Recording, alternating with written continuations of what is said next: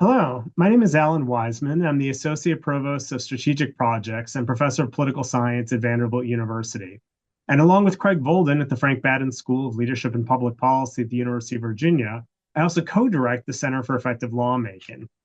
In today's version of our Conversations with Effective Lawmakers video series, we are delighted to welcome Judy Lee, who has served in the North Dakota State Senate since 1994, representing West Fargo and District 13. Senator Lee has held numerous leadership positions in the state Senate, including serving as chair of the Human Services Committee, and she also previously served as president pro tempore of the Senate. She earned her bachelor's degree in clinical laboratory sciences from the University of North Dakota and worked in clinical health fields before transitioning to a long career as a real estate broker in North Dakota. Now, the reason why we're especially interested in talking with her today is that across her 30 plus years of service in the North Dakota Senate, she is consistently ranked as being above expectations in lawmaking effectiveness, according to our data at the Center for Effective Lawmaking. Even more remarkable is the fact that in 7 separate Senate terms, we have ranked her as the most effective lawmaker in the North Dakota State Senate. And today we're hoping to learn from her about how she approaches the legislative process to become such an effective lawmaker across her entire career. So, Senator Lee, thanks so much for joining us for a Center for Effective Lawmaking conversation. We really appreciate your time. For the invitation. Great. So, as I discussed with you just a few minutes earlier, we're going to be asking you a series of fairly general questions, and we'd love to hear from you with really any specific examples from your own experiences as they come to mind. So, all that said, I think what we'd like to do is kind of rewind the clock a bit and start with some questions about your background. And by that, I mean, before you were elected to the North Dakota State Legislature, how this ultimately shaped or influenced your approach to lawmaking. And more specifically, how did your background, with hard sciences and clinical laboratory sciences coming out of undergrad, as well as your business experience in real estate, influence your decision to run for a seat in the North Dakota Senate? And, essentially, what were you hoping to accomplish at the time you first ran for office? Well, I don't mean for this to be a long answer, but it's going to be a little bit of a long answer. It started with an extraordinary high school chemistry and physics teacher named Harold Bliss, just the best teacher ever. And so I liked math and science, but he just really moved that way forward on the scale. And so that's why I ended up going into the clinical laboratory field, actually, because I really loved chemistry. And my dad was a civil engineer who returned to farming after World War II when the hired men all went in the Army, or during World War II. So I was used to somebody who was analytical in the house, and I'm glad that I maybe inherited a small part of that gene pool. But anyway, I've really enjoyed my years as a med tech, working in hospital and clinic labs. I liked being part of a diagnostic team, which would diagnose and follow up on whatever the treatment plans might be as people's years went by. But then we moved to West Fargo, where I live now, and I was looking at hospital jobs, and my husband said, "There's an ad in the paper here from Park Company about being a real estate agent." He said, "Why don't you check it out?" And I said, "No, 22 times maybe." But finally did, and found that the owner of the company was the most remarkable woman who made it the best and most successful office in town, and a very professional one. But if you think back on this, I liked problem solving in my chemistry and physics classes. I liked problem solving in my med tech life. And the good part of that is that when I left the hospital, aside from night call, which wasn't every night, I was done for the day, finished for the day. In real estate, you're never finished for the day unless you only have one customer, which would be a terrible thing. So it's still problem solving, and you're working with people that you don't know, having them in the car for a couple of days or more, trying to find the right place for them if they're looking for a home and they're moving in and they think, North Dakota? One couple came in, and that's what she was like. She was not happy about her husband's transfer. And 3 years later, when he was transferred again, she was not happy about leaving. So the good thing is we made her feel at home when she was here. but that's why we kind of moved on with this. And then I was always active in community activities, Chamber of Commerce, other kinds of things like that, school activities of our kids. And I had people encourage me to run for the legislature. And I kept saying, no, we had 2 kids in college. That means tuition, la-di-da.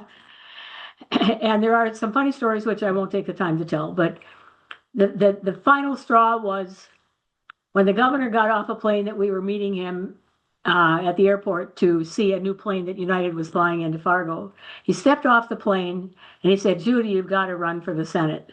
And I thought, how did anybody get to you? That's how broad this insidious network had gone in recruiting. So I did.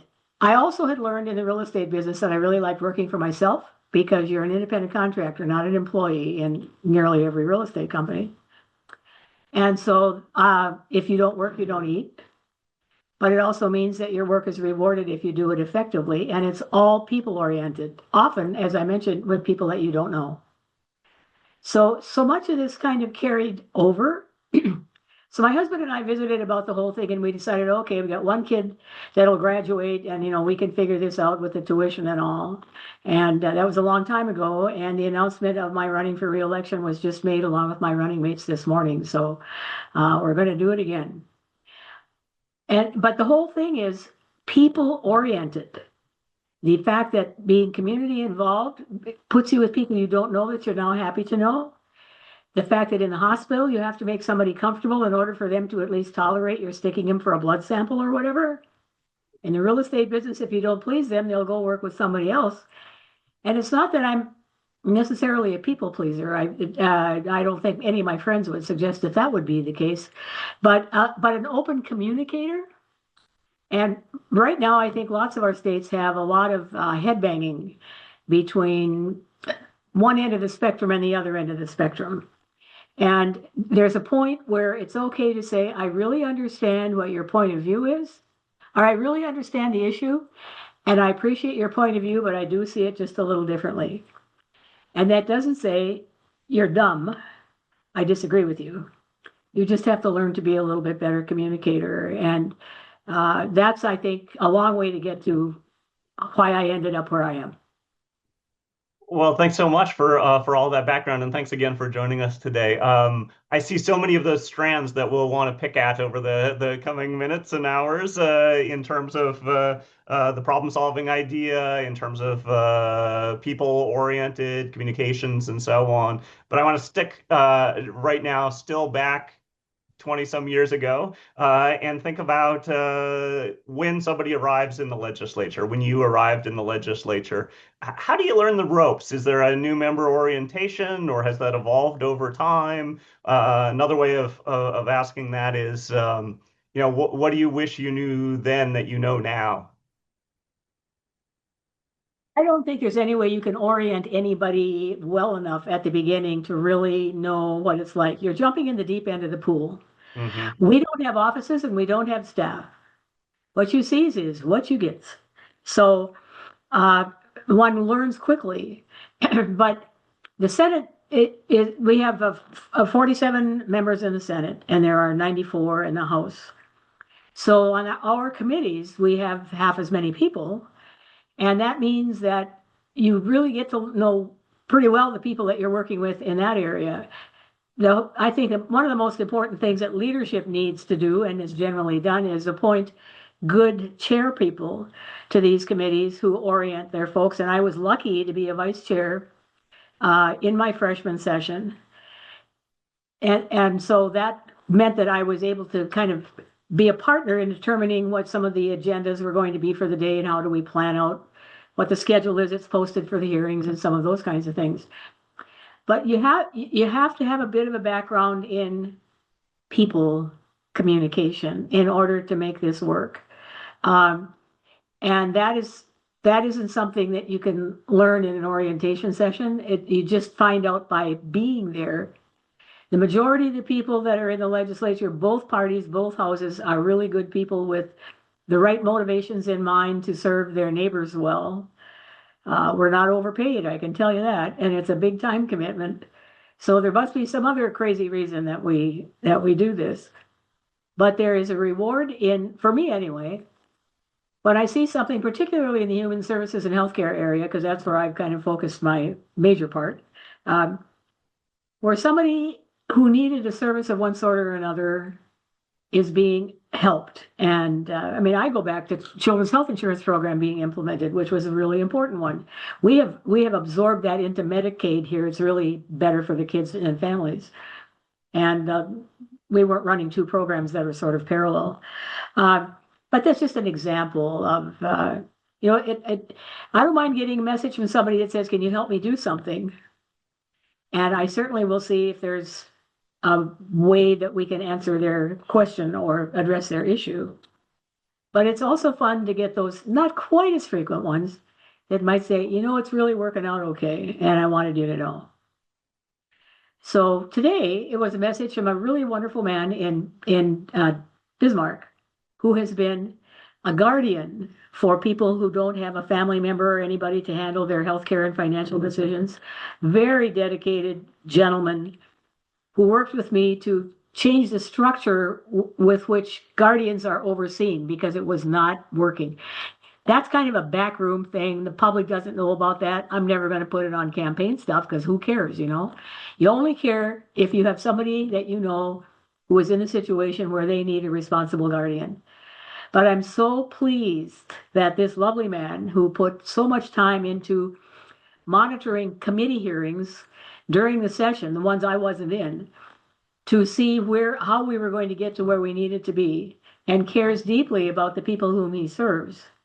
And the pay is terrible for them too. So they're doing it because they're really dedicated, and we have vulnerable individuals who need that help.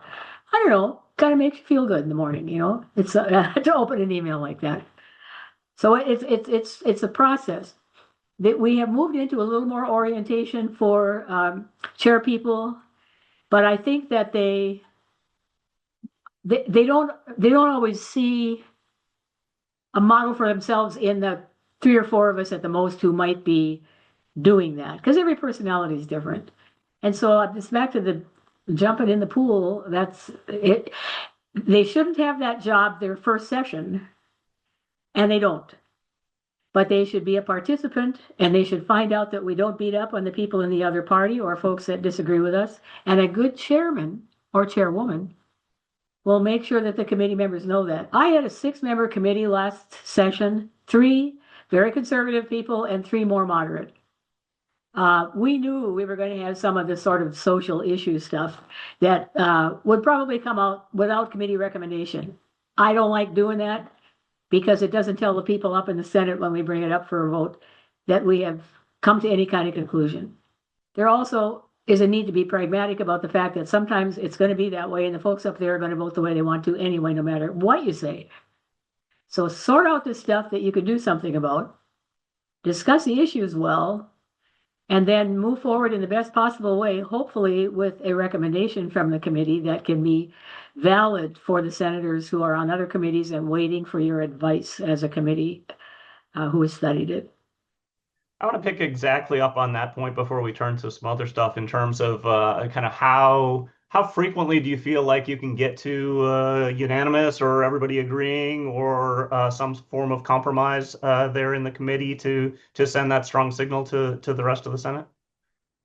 Well, last year was a little different because we've got some headbanging going on between factions, as other states do too.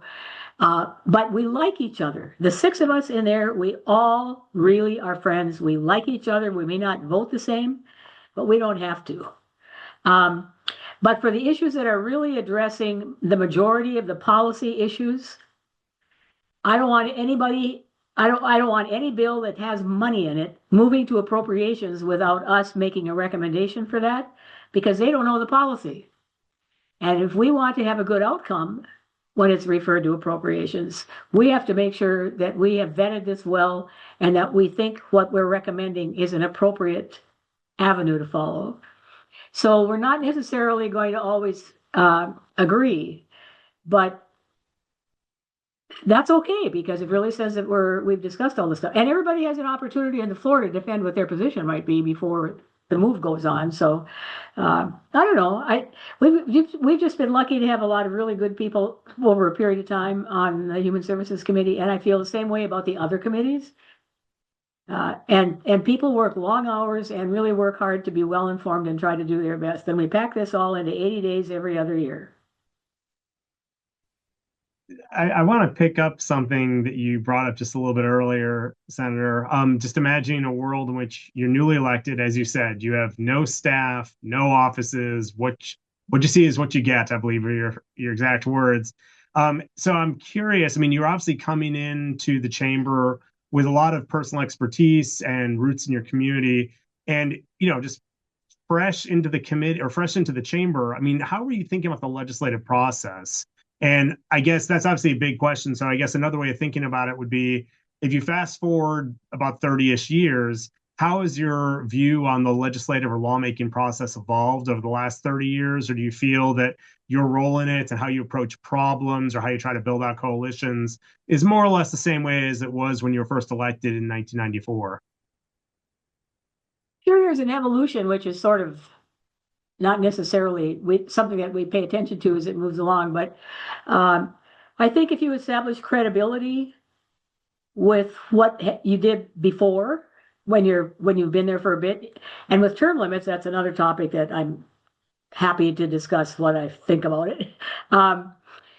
Anyway, it's really, but it's an evolution. If one is respectful about presenting opinions, even if they're different from what somebody else's might be, but also have the expectation that they will be respectful in presenting theirs. And that's something that I have been pretty stubborn about in the committee, that we don't tolerate. And nobody in the committee does it, but we had an incident I won't bore you with in the last session where a guy was being disrespectful and didn't think that I was going to keep him from continuing that. And I rapped the gavel once and he didn't stop, and I did it twice, and I said 3 times and you're out, which resulted in a complaint from somebody because I had treated this jerk rudely. Needless to say, the people who were in the room did not think so. So anyway, it was fine, but you just can't get excited about those little abuses now and then. It's a way, unfortunately, communication is these days. People feel more inclined to be rude or aggressive than they did 20 years ago also, and that does make a difference. So you have to be able to level it out. We want to know what you have to say to us, but please do it in a respectful, direct way and mean it. Yeah, I definitely appreciate that. And I'm drawn towards the degree to which, the passions in the moment versus the problem-solving approach, as well as, moved by the letters from constituents who you're affecting on a day-to-day basis. When we think about all of those pieces and bringing them together, it feels to us and the progress that you've made in some health and human services areas, that it was a combination of kind of an alignment between the committee you're on, the background that you have in some of these areas, and intimate knowledge of lots of people and their particular problems back in your constituency and district, that all of those came together in this particular set of policy areas on health and human services issues. How much is that alignment of committee and district and constituents and and background expertise, how important is that to lawmaking in your view? It absolutely is. And because I have been involved with human services and health stuff for a long time, I get calls from all over the state who have a problem they'd like to solve. Mm-hmm. And I tell them all that I don't have all the answers. I don't even have many of them, but I'm the traffic cop. After all these years, I know where to go, which direction, which road to take. So, but this is what I do request, and I suggest this to other legislators as well. When somebody calls me with a challenge, whether it's human services or something else, I tell them that I'm not going to take any notes because I can't write as fast as they can speak, and I want everything to be accurate that I have. So I want to be able to discuss it with you if you're my caller. And then I will ask that you just send a little chronological report to me. It doesn't have to be fancy. If you don't have computer access, yellow pad and a number 2 pencil is fine. But just tell me what it is chronologically that you have experienced that has been unsatisfactory, and then give me permission to share it. And I will take it to the right department, and I will find somebody who can help us figure this out. Sometimes it's just paperwork that got messed up somewhere, Sometimes it's a bigger issue than that. And then we'll get that person on the phone with me and with the constituent, wherever it might be, and we figure out what the next step is. But it's interesting to me how often somebody does not write the report to me, because I think they sometimes figure out that there were a few things they left out of their verbal review of the situation. And I'm not trying to make fun of them, but there are some unusual circumstances that come up with some of these things. But I am pleased to get good feedback from people about the way we're able to resolve these things when we work through it with someone who is an expert in Medicaid, let's say, or autism services, or whatever it happens to be. Driver's license issues for someone with a vision issue that allowed them to have a license in another state, but she wasn't able to get one here. That sounds a little weird to me, but anyway, I don't know about that. So we contacted the Department of Transportation, and they can help us figure it out. But responding, it is so important when somebody sends a message or leaves an email or a text or whatever, to answer them. And because that is the word, they will all remember if you didn't contact them back. They will also remember if you did. And sometimes we get to the place where we find out there's a federal rule that says we can't do it that way, even though it sounds like a really good idea. Quite common with human services stuff. And we'll commiserate. Well, that's crummy. How can we solve your problem without, running into this federal rule? But they feel like they've been heard and that somebody has tried to resolve their situation, even if we can't fix it the way they'd hoped we could fix it. So it's just being available. I balanced this with real estate for 16 years, and then 2 full-time jobs got to be one more than I wanted. I gave up the one that paid better for the one that I found more interesting at the time. So, and I could still eat, so it's okay.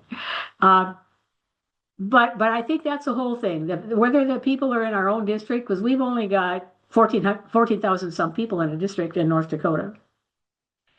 But if we were across the river, which is 10 minutes away from me, in Minnesota, they have way bigger districts, of course.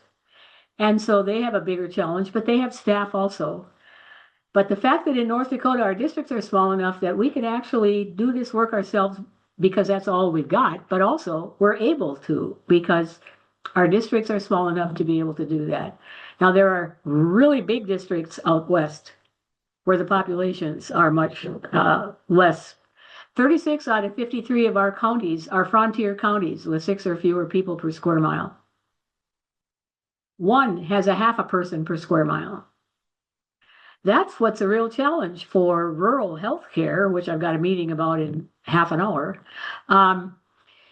because to get providers there is an issue, but even rural ambulance services, we're having trouble finding enough volunteers to be able to staff them because nobody's having really big families and they don't all stay home on the farm or ranch or in the local business anymore.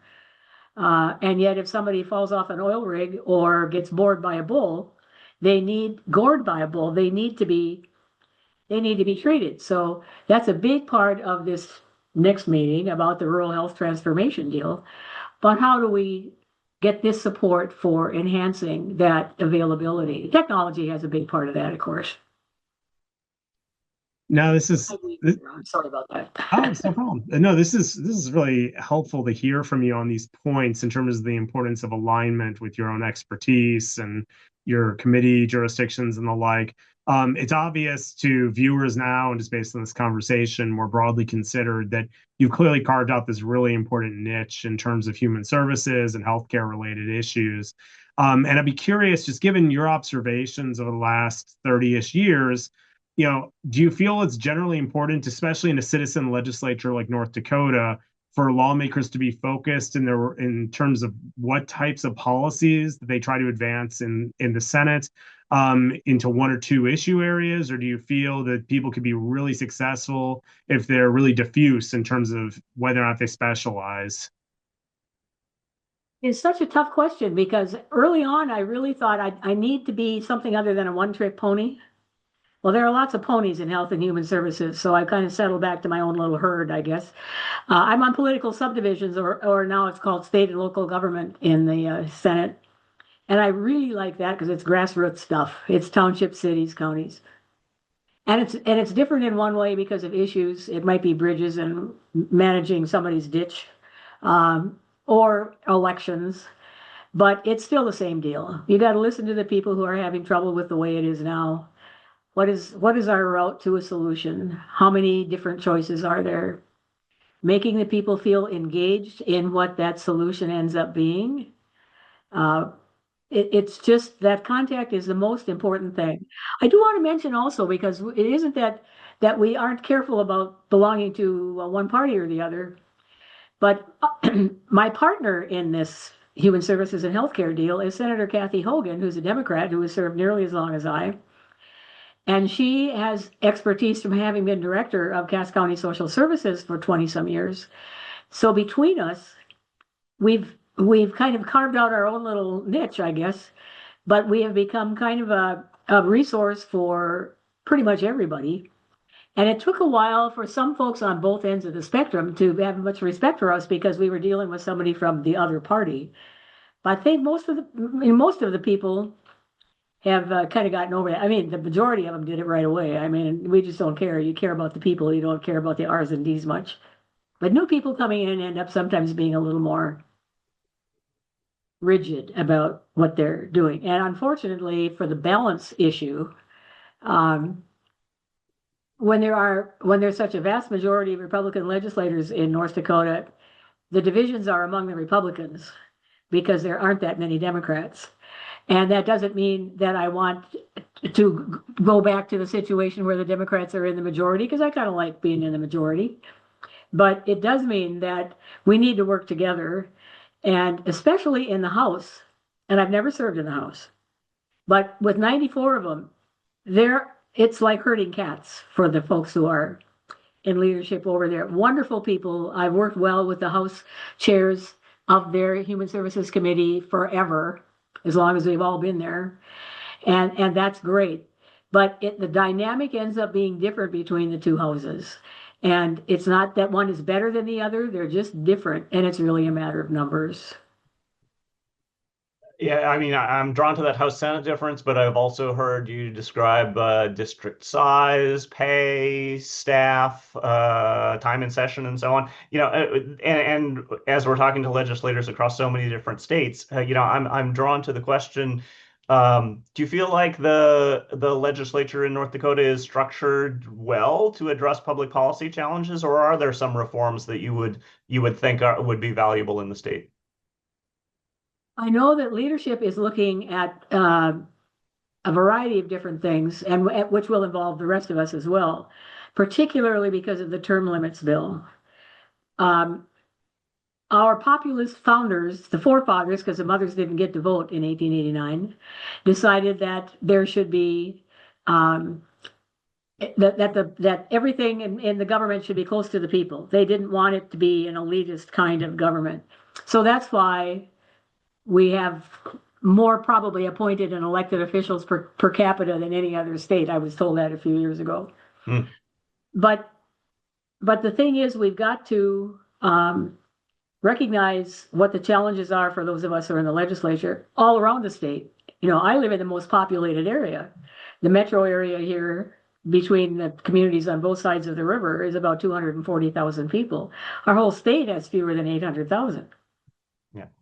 We kind of joke about it being, a medium-sized city with really long streets, because it's 350 miles wide and about 250, I guess, north and south, with very diverse populations, but all good people, all caring about what's going on locally. And because of there being township boards and water management boards and county commissions and all kinds of other committees that run stuff, whether it's the city or the township or the county, there are lots of people engaged with this stuff. And that means that they kind of know how it works too. We have less of an advantage here with that because there are a lot of people who don't get involved in those things. We hope they get involved in community activities, but not everybody, I don't know about every other state, but I know that we're having challenges finding people to run for office here, both parties, for any position. City mayor, county commission, or city commission, county commission, the engagement, we can't even find enough parents to volunteer to be Cub Scout and Girl Scout leaders or to be volunteering to help T-ball teams. I think COVID really had some damage resulting from it with the lack of engagement. It's so much easier to stay home and binge watch Yellowstone, I guess, than it was to go out and be engaged with your community in a service club or being a partner in your church or synagogue or whatever. And so that continues to be an issue all over the state to get good people to run. But we got a lot of good people who have ended up in these offices, and they work hard to do what needs to be done. It becomes like a fraternity, and with the term limits thing that's coming up, we're going to have so much less time to not only become personally involved, but to become issue engaged. So what we are doing, and we got half of it past this last session, is we're hiring a significant number of policy staff for legislative council. So there is some historical background that they'll be able to provide for upcoming committees who will only be there for 4 sessions in one house, and then they could move to the other one. But that's 80 days times 4 isn't even 320 days is not even one calendar year, obviously, to have experience before you're out. And so the people who wrote that thing, with the support of outside money, I think when they went to get signatures on the petitions, people were mad at either Trump or Pelosi at the time, and they signed the petition. We're going to get rid of that bad person. And anyway, it went on the ballot and it was badly written. And I fear that the state is going to pay for that because we're not going to have institutional wisdom on the part of the people who are elected, especially to state offices, because it only affects the legislature and the governor. And so we'll see what happens. I guess we're going to hire another 25 policy people in the next session. We're having to remodel a floor of the Capitol in order to provide office space for these people.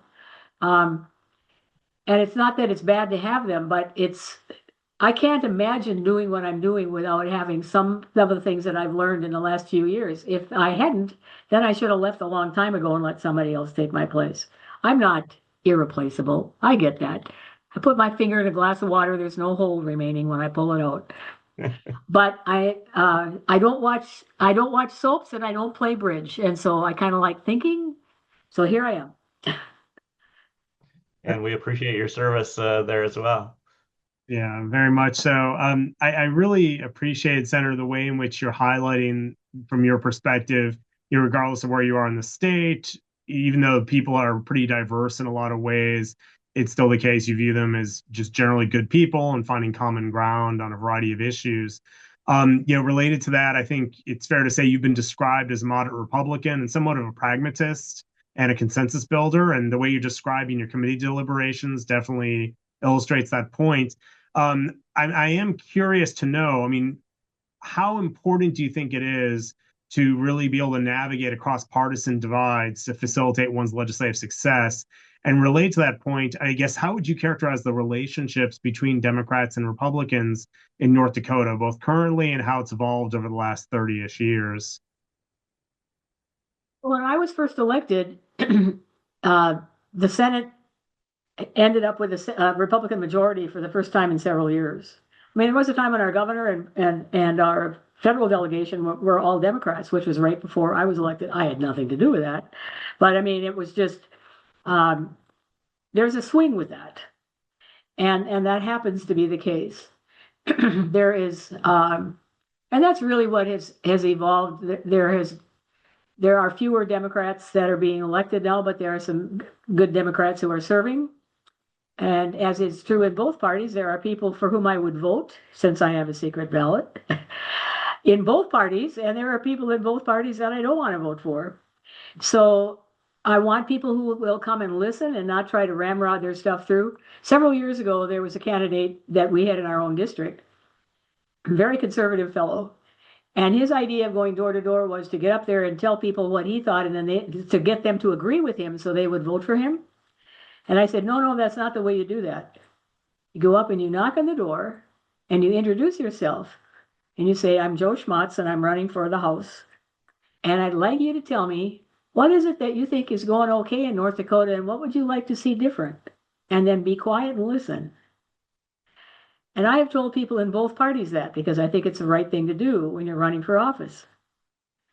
I don't care what the candidate says that they want if they don't tell me, if they don't allow me to tell them what I want or what I see as a challenge for me.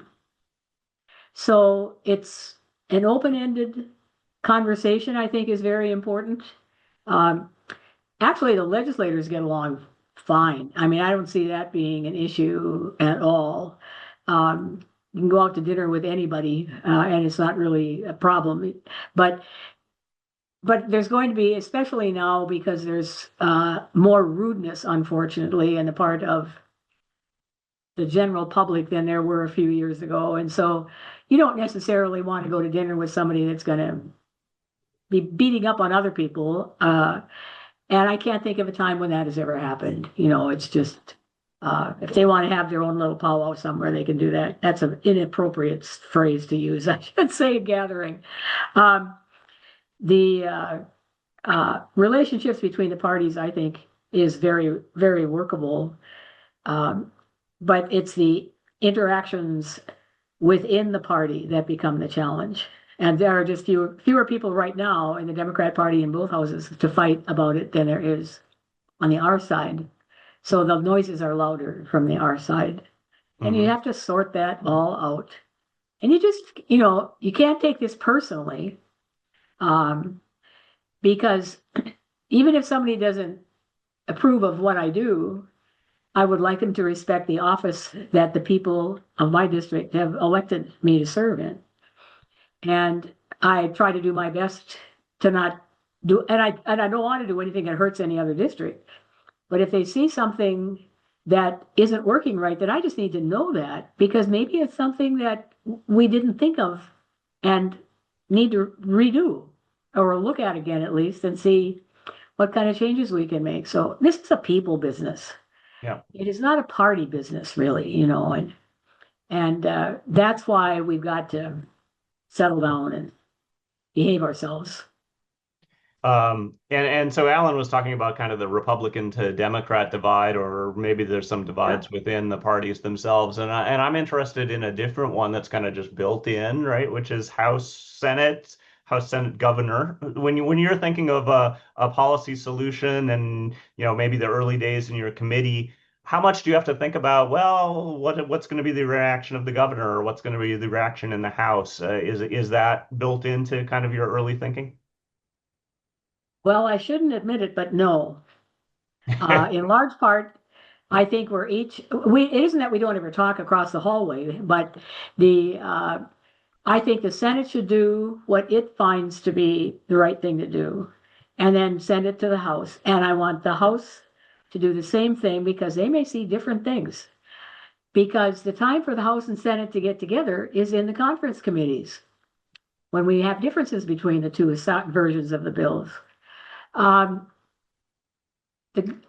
frankly, I'm a strong believer in the fact that the legislature is the one who should make policy decisions and appropriate money. And the governor, as a leader of the executive branch, is to implement them. It isn't. The governor is a friend. He used to serve in the Senate.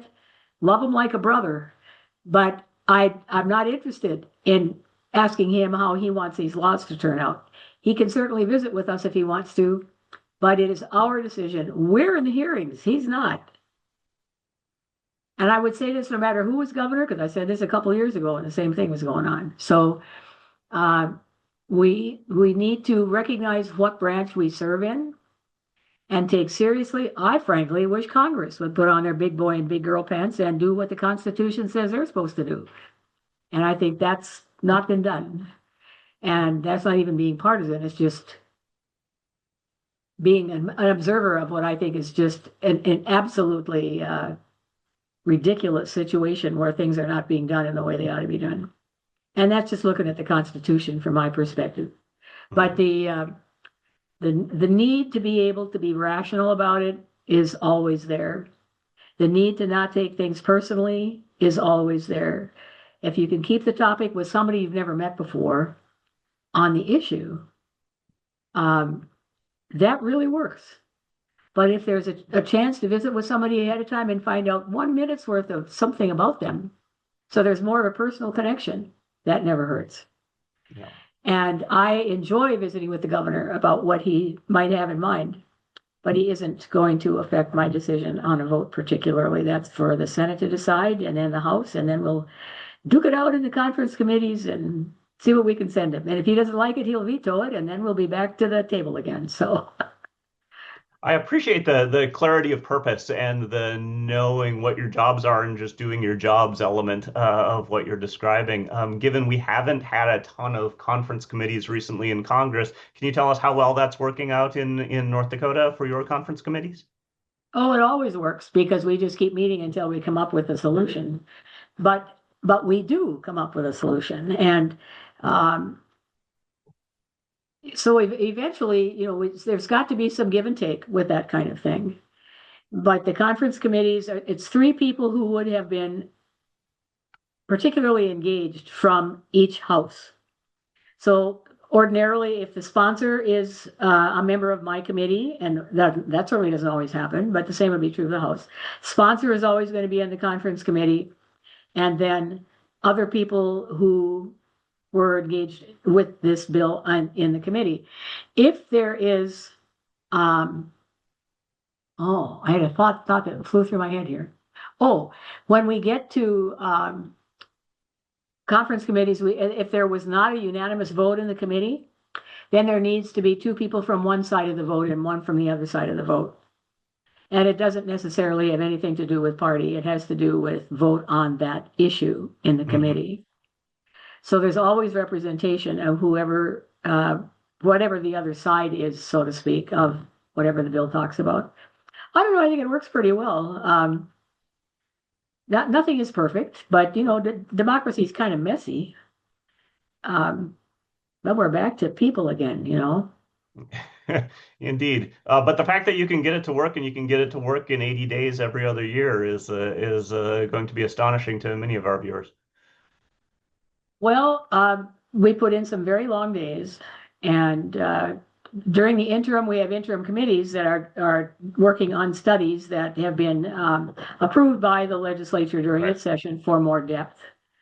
And it has, with that and the number of emails that I get and the information that comes to me daily, it honestly has become a full-time job. And the good news for me is I like staying up late at night but my kids were little, they were in bed, and I could work undisturbed.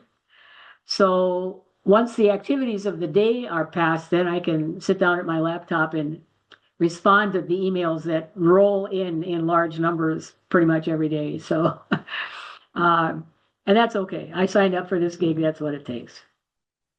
No, I really appreciate that focus on institutional detail and the ways in which things seem to work out so well between the House and the Senate. I'm also interested in the ways in which you and other legislators are learning about different policies throughout the year, and even when you're not officially in session. And related to that point, I'm just curious. I mean, many of the issues that you're confronting as a senator in North Dakota, other legislators in other states are confronting, at least in some form, across the country. And I'd be curious to know, how do you as a senator or the chamber as a whole, essentially, how do you learn from these other states' experiences with regards to policy conflicts or policy issues? And likewise, how do you share knowledge about what's working in North Dakota with other states? I've been really involved with the National Conference of State Legislatures for a long time, and they're a wonderful source of information. Another one is the National Academy of State Health Policy, which is like graduate school. Um, and the Council of State Governments is also an excellent source. I'm more involved with NCSL. It isn't that I haven't been invited to CSG events because I continue to be, but I would like to share that with another person from the committee so we have a little better opportunity to get more people from the committee informed about these issues, and they're all doing a good job with their homework. So that is a big player as far as what's going on in other states. We are assigned to, well, we sign up for it actually. We request certain choices for the studies that are being handled in the interim, and so that's and there are some that are like the Rural Health Transformation Committee is in addition to that because we're trying to get that all squared away. But that's where some people go into another topic entirely, and which is very tempting on occasion. And there was a point some years ago, I decided I just can't do that. I can't expect to be in that committee next session and not have been a part of the Health or Human Services Committee that is talking about the stuff that's going to be coming to that committee. That is irresponsible from my point of view, having been chair. So I think we need to be well informed. I think we need to pay attention to the reports that come to us from the other committees. I contact people in the other committees. I have a Senate friend in Jamestown that calls me about human services stuff all the time, and I call him about his committee. He's in a PROPS, but he does a couple of the committees that I work with. And so another one who's an education guru. And so when I've got something going on with education, because I have the second biggest school district in the state, is mine here. I know that I can just call Don and I can find out what he thinks about this whole thing, and that helps me a lot. So we work together really well, I think. And we've all found someone who's an ally that knows something more about the issue than we do. And I am happy to be a resource for those people who think I might be able to help them as well. And it's just, we're back to people again. Yeah. I'm hearing similar themes coming up across our time together, but I did want you to share with us a little bit further when you brainstorm about what does it mean to be an effective lawmaker, or if someone who were a newish member were to come to you and say, how can I do a better job? Is there anything that we haven't touched on that you would give advice to? What are kind of the keys to effective lawmaking from your perspective? I think particularly for somebody who's brand new, listen is a good thing because I have to listen as well. But just to be involved, to get to know other people, not only on your committee, but in your caucus and in your house. And there will be some with whom you will agree. You don't have to talk policy all the time. You can go out and have a burger after a meeting in the afternoon and whatever. That's where you find out a little more about what we're all like, and I find out more about what they're like as well. It's just that personal contact. Don't eat with the same two people at lunch every day, And it's somewhat such a dumb thing to tell people, and yet it's so safe to be there with people that you already are familiar with, and you can relax. And there are times when I want that too, but I think if we are looking to find out whom we can trust about topics of various sorts other than what we're dealing with every day, they are also. And so we I don't know, at least in the Senate, and I think in the House as well, we take care of each other in a way. I'd like to think that we're special in the Senate, but anyway. The fact we're a smaller group makes such a difference in the dynamics, and we can really get engaged with people without a tremendous amount of extra effort. But the ones in your own committee are the ones that you really need to particularly get acquainted with. You don't have to spend every evening with them because you did during the daytime, but they become friends. One of the most conservative people on my committee this past session, a wonderful man. And I just love him and his wife. They drove a long ways to visit me in Florida a year ago. And we just talked about the fact if we ever get out of here this winter, we're going to do it again. So, um, and we don't vote the same on stuff. But I respect his opinion, and he's smart, and he pays attention to what the details are, and he helps to educate me about what those other points might be. And together we can generally find a road we can both walk down, and that works pretty well. It's listening before you talk.